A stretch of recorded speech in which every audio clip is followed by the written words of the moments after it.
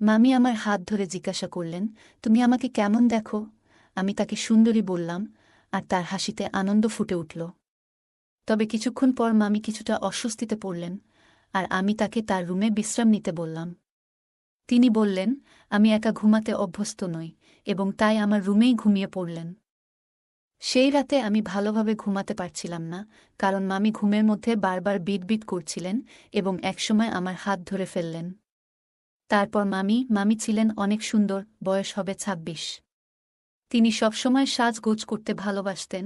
মামিকে প্রথম দেখে আমি তাকে মনে মনে অনেক পছন্দ করতাম। কিন্তু মামি আমাকে একা পেয়ে এমনটা করবে আমি কখনো ভাবতে পারিনি। আমার গল্পগুলো তোমরা শুনো, কিন্তু সাবস্ক্রাইব করো না। দয়া করে গল্পগুলো ভালো লাগলে ভিডিওটি লাইক, শেয়ার এবং চ্যানেলটি সাবস্ক্রাইব করো প্লিজ। কয়েকদিন পর মামিকে দেখে মনে হলো তিনি কিছুটা চিন্তিত। তিনি বললেন, ভাগ্নে, তুমি অনেক বড় হয়েছ। তুমি কি জানো, আমি অনেক বড় রোগে ভুগছি। সবাই বলে, কিন্তু আমি জানি আমি সুস্থ আছি। আমার কথা কেউ বিশ্বাস করে না। তার কথা শুনে আমি তাকে সান্ত্বনা দিলাম। মামা তার বাসায় যাওয়ার জন্য প্রস্তুত হচ্ছিলেন।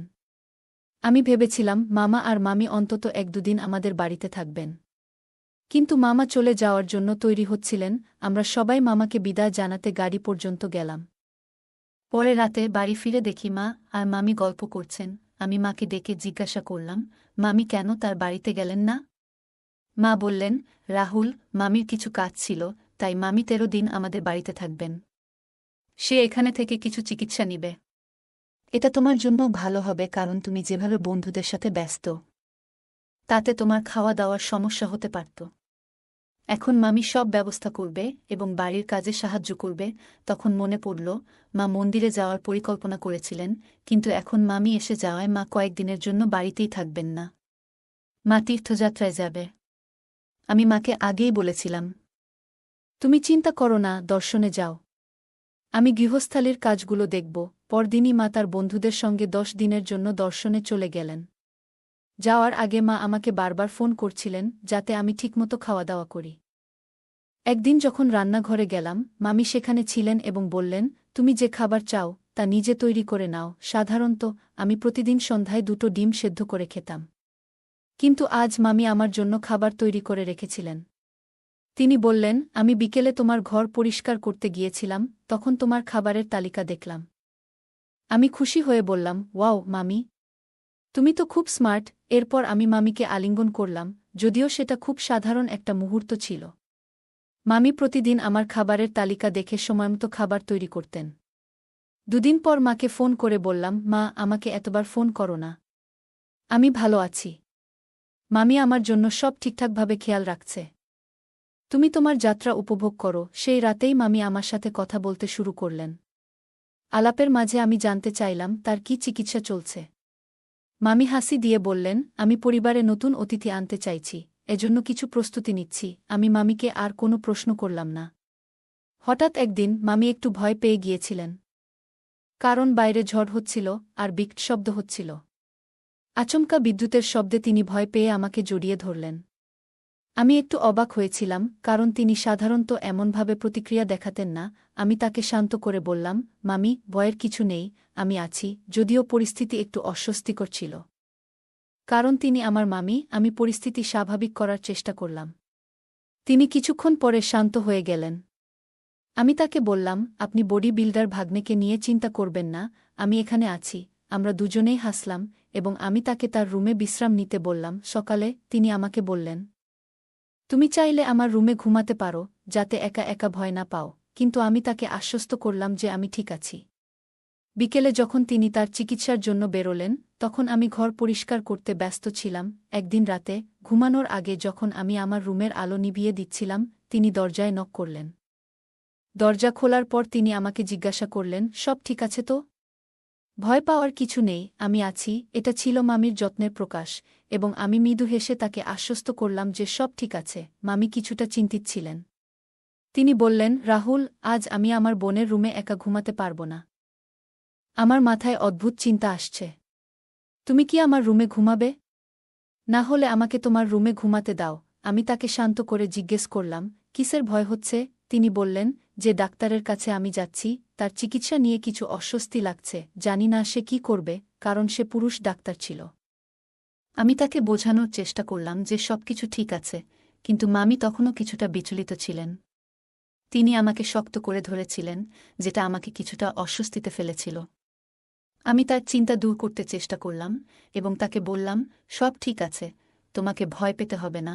এরপর মামি ধীরে ধীরে শান্ত হলেন।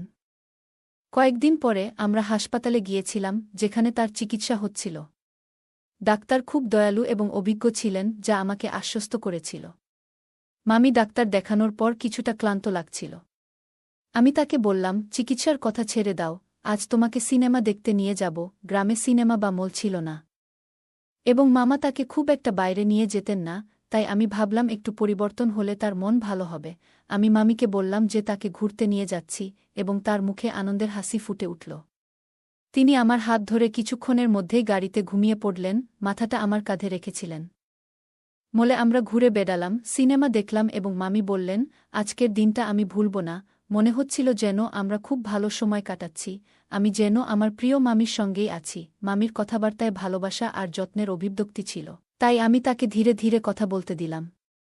আমরা বাসায় ফিরে এলাম এবং পরে আমি জিমে গিয়ে শরীরচর্চা করলাম। তারপর বাড়ি ফিরে রাতের খাবার খেয়ে স্নান করতে গেলাম। গান শুনে মন ফ্রেশ হয়ে গেল এবং আমি বিশ্রাম নিতে রুমে এলাম। কিছুক্ষণ পর হঠাৎ মনে হলো কেউ আমার রুমে আছে। আমি চোখ খুলে দেখি মামি সেখানে দাঁড়িয়ে আছেন। তিনি মায়ের একটা টি-শার্ট পরেছিলেন, যা তাকে অনেক সুন্দর লাগছিল। আমি অবাক হয়ে তাকিয়ে বললাম, মামি, কিছু দরকার ছিল? তিনি বললেন, রাহুল, তুমি প্রতিদিন জিম করে এত কষ্ট করো, তাই শুধু জানতে চাইছিলাম তোমার শরীর কেমন আছে। আমি একটু বিব্রত হলেও হেসে বললাম, আমি ঠিক আছি, মামি।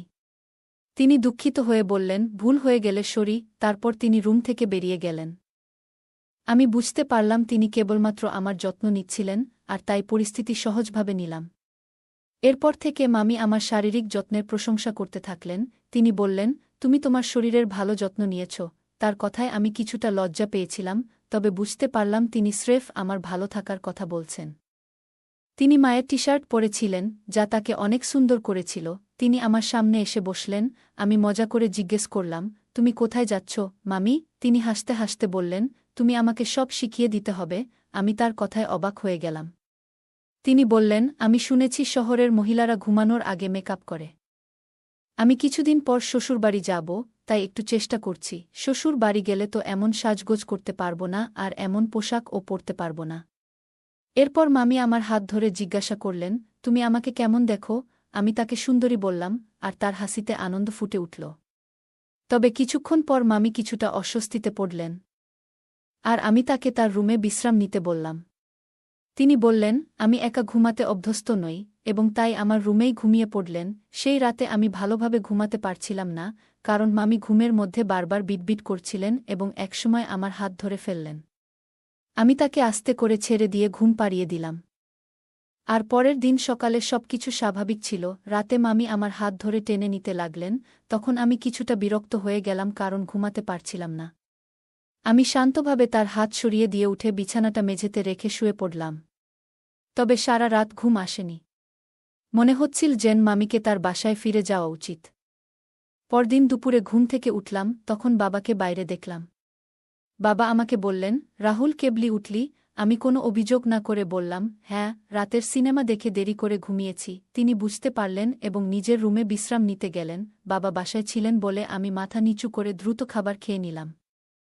পরের দিন সকালে বাবা নাস্তা করে বললেন যে তিনি মাত্র একদিনের জন্য এসেছেন এবং 4 দিন পর আবার ফিরবেন।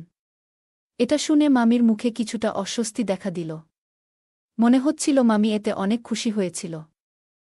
আমি দ্রুত সবকিছু গুছিয়ে নিলাম এবং রুমের দিকে যাচ্ছিলাম, তখন হঠাৎ মামির চিৎকার শুনলাম। আমি দৌড়ে গেলাম এবং জানতে পারলাম যে মামি মায়ের রুমের বাথরুমে গোসল করছিলেন। মামি বলছিলেন যে গিজার ফুটো হয়ে গরম জল চারদিকে ছড়িয়ে পড়েছে।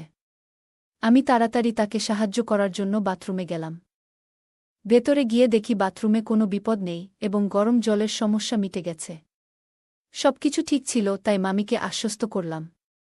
কিন্তু মামির এই রকম আচরণ আমাকে বারবার ভাবিয়ে তুলছিল। একদিন সন্ধ্যায় আমি হঠাৎ দেখি মামি খুব তাড়াহুড়ো করছে। সে বেখেয়ালে তার পোশাকে কিছু পানি ফেলেছিল। আর তাড়াতাড়ি করে সেটা মুছে ফেলতে চেষ্টা করছিল। আমি যখন ঘরে ঢুকলাম, মামি কিছুটা বিব্রত হয়ে তার গায়ে একটি বড় ওড়না জড়িয়ে নিল।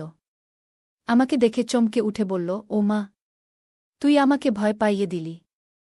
আমি হেসে ফেললাম, মামি, তুমি তো এমনভাবে দাঁড়িয়েছ যেন কোনো নাটকের বড় দৃশ্যের জন্য তৈরি হচ্ছ। মামি লজ্জায় একটু হেসে বলল, আজ এত কাজের চাপ, বুঝলি, ভুল করে সবকিছু এলোমেলো করে ফেলেছি। আমি তাকে আশ্বস্ত করলাম, কোনো সমস্যা নেই মামি, এমনটা হতেই পারে। তুমি শুধু ঠান্ডা মাথায় নিজের কাজ শেষ করো। মামি স্বস্তির নিঃশ্বাস ফেলে বলল, ধন্যবাদ রে। সত্যিই আজ একটু অগোছালো দিন যাচ্ছে। আমাকে একটা পরিষ্কার তোয়ালে এনে দিবি? আমি দ্রুত তোয়ালে এনে দিলাম, আর মামি হেসে বলল, তুই না থাকলে আমি কি করতাম? একদিন আমি আমার মামির সাথে বসে কথা বলছিলাম। উনি খুব চিন্তিত ছিলেন, কারণ গত কয়েক বছর ধরে তিনি বেশ কিছু শারীরিক সমস্যার সম্মুখীন হচ্ছিলেন। অনেক চিকিৎসা করিয়েও কোনো সমাধান পাচ্ছিলেন না। মামি দীর্ঘশ্বাস ফেলে বললেন, তুমি জানো রাহুল, গত 2 বছর ধরে আমি চিকিৎসা করাচ্ছি, কিন্তু কোনো উপকার পাচ্ছি না। আমার শাশুড়ি এবং শ্বশুরবাড়ির লোকেরা আমার সমস্যা বুঝতে চাইছে না। তারা মনে করে সব দোষ আমার। আমি চিন্তিতভাবে বললাম, মামি, তুমি এত কষ্ট পাচ্ছ, কিন্তু কেন তারা তোমার কথায় গুরুত্ব দিচ্ছে না? তিনি কাঁদতে কাঁদতে বললেন, তারা মনে করছে আমি কোনোদিন মা হতে পারব না, কিন্তু বাস্তবতা এমন নয়। চিকিৎসার পরামর্শ অনুযায়ী আমি ঠিক আছি, সমস্যা অন্য কোথাও। আমার স্বামীও এই ব্যাপারে কথা বলতে চায় না, এবং শাশুড়ি চান তার ছেলেকে দ্বিতীয়বার বিয়ে করাতে। দ্বিতীয়বার বিয়ে দিলেও তারা সন্তান হবে না, কারণ সমস্যাটা তোমার মামা, সেটা তারা বুঝতেই চাচ্ছে না। আমি বললাম, মামি, তোমার স্বামী এবং শাশুড়ির উচিত তোমার কথাগুলো শোনা।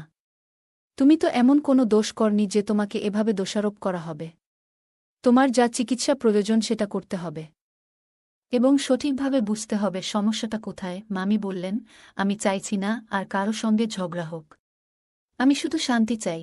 আমি আশ্বাস দিয়ে বললাম, আম্মু এলে আমি তার সাথে সব কথা বলবো। আমরা সবাই মিলে এই সমস্যার একটা সমাধান খুঁজে বের করব। 2-3 দিন পর আম্মু বাড়ি ফিরলেন। আমি সবকিছু খুলে বললাম। এরপর আমার মামা, মামি এবং ঠাকুমার সাথে বসে আলোচনা হল। সবাই মিলে বুঝতে পারল যে সমস্যাটা শুধুমাত্র ভুল বোঝাবুঝির জন্য হয়েছে, এবং চিকিৎসার জন্য ঠিক সিদ্ধান্ত নেওয়া হয়নি। 1 মাসের মধ্যে মামার সঠিক চিকিৎসা শুরু হল, এবং কিছুদিন পরেই সব সমস্যা মিটে গেল। পরের মাসে মামা আর মামি আমাদের সুখবর দিলেন যে তাদের জীবনে নতুন এক অধ্যায় শুরু হতে চলেছে। সবাই খুব খুশি হল, এবং পরিবারের মধ্যে শান্তি ফিরে এলো। বন্ধুরা, মনে রাখতে হবে যে সম্পর্কের ক্ষেত্রে দোষারোপ করার চেয়ে পরস্পরের সমস্যা এবং দুর্বলতাগুলো বুঝে নেওয়া গুরুত্বপূর্ণ। নারীর কোনো ঘাটতি থাকতেই হবে এমন নয়, পুরুষেরও মাঝে মাঝে কিছু সমস্যা হতে পারে। তাই একে অপরকে সঠিকভাবে বোঝার মাধ্যমে চিকিৎসা এবং সহায়তার দিকে মনোযোগ দেওয়াই উচিত। গল্পটা কেমন লাগলো জানাতে ভুলবে না। আরও মজার মজার রোমান্টিক গল্প শুনতে চাইলে ভিডিওটি লাইক, শেয়ার এবং চ্যানেলটি সাবস্ক্রাইব করতে এবং বেল আইকনটি ক্লিক করতে ভুলবে না। ধন্যবাদ।